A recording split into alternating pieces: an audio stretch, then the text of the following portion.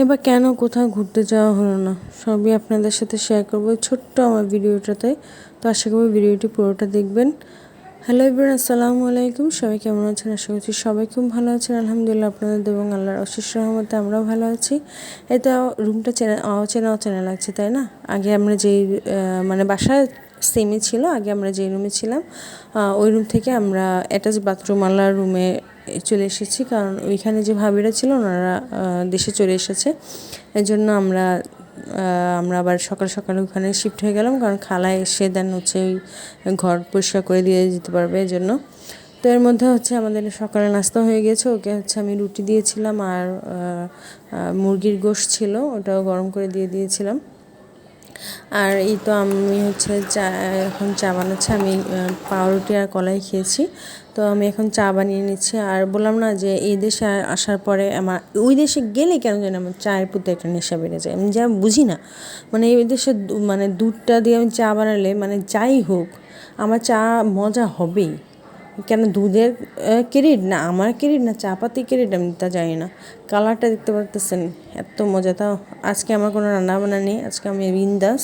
তো আমি এখন বসে বসে এখন 11:30 মতন বাজে, আমি বসে বসে চা খাচ্ছিলাম, ওকেও চা দিয়ে এসেছি। বসে আছি, কি সুন্দর রৌদ্র, চিন্তাটা করছেন?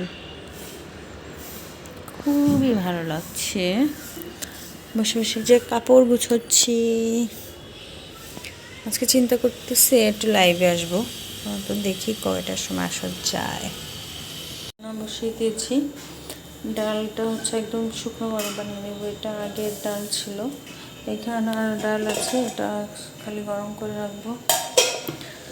এখানে তো চায়ে হ্যাঁ চা, করলা ভাজিও গরম করবো।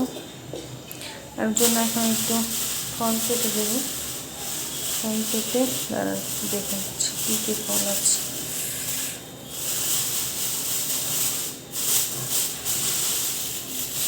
ये अंगूर है, हाँ ये अंगूर है, मैं ये खाऊंगी। और उसको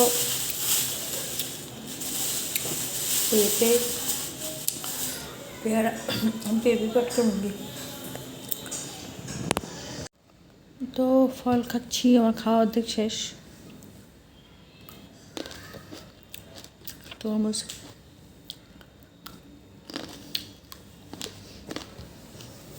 এই দেশে আসলে একটা জিনিস ভালো,